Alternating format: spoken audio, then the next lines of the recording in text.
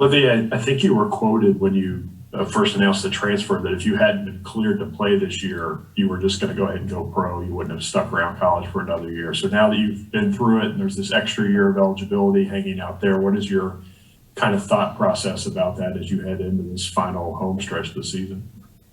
I mean, like you said, right now we're in the final home stretch of the season.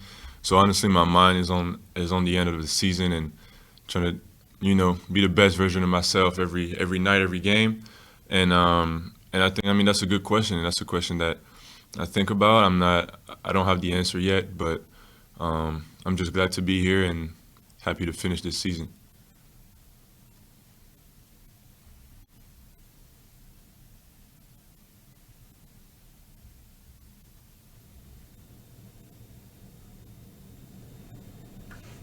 John Wong, go ahead.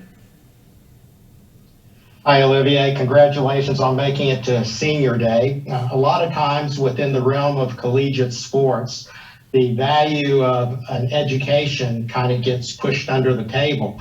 How important and how much do you value having an American education? Thank you. I think that's a great question. I think for me, it's all about how I was raised. My dad come from Africa. He come from Senegal, and basically, I'm trying to do what he did.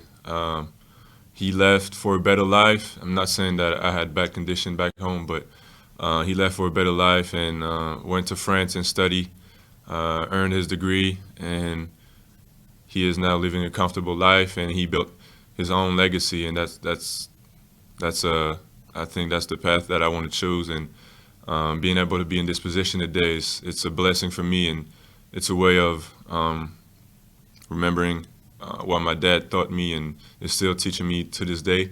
And it's just an honor to be able to do that. So to say that you had studied at Wake Forest and now the University of Kentucky, you're telling me that that's looked at very favorably when you go home and talk to people in France. Yeah. I mean, earning a degree, especially in college in the U.S. is something that not a lot of people are doing back home, and I know it will be recognized over there. So it's an honor. Jerry Tipton will come to you. Yeah, Olivier, I wonder, I'm assuming people in France and elsewhere ask you, what's it been like, playing for Kentucky in this season? What do you tell them? Amazing. I tell them that it's amazing, regardless of wins and losses. That's part of the job.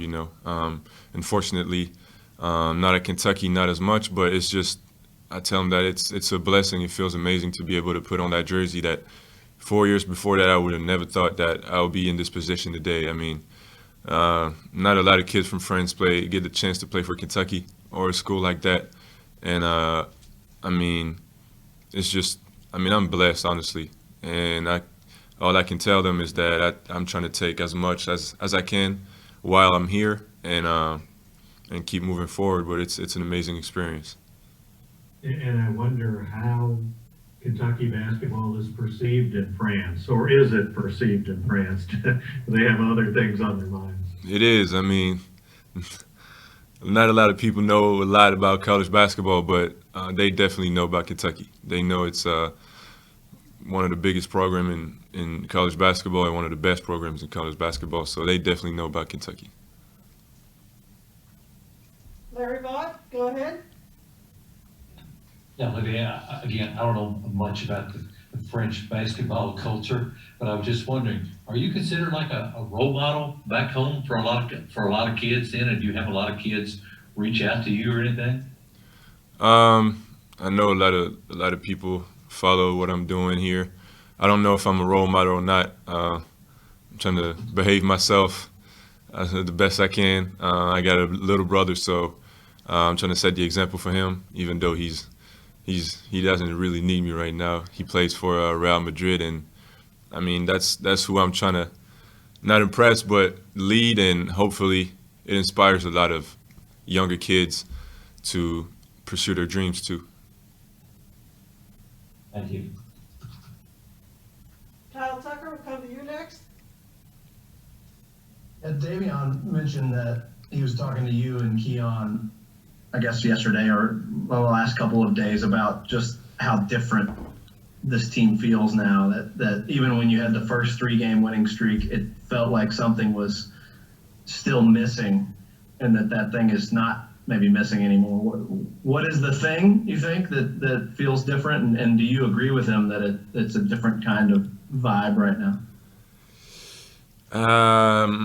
Yeah, I agree with him. I think the first time was like, wow, we can do this. We got the abilities to do that. And now it's more like, I mean, it's confidence. Like we know our value, we know our worth, and we know what we are capable of. So I think it's just, being able to play like freely, being able to trust your teammates and knowing that, I mean, we can't compete with any team in this country. So I think that's what Davion was mentioning.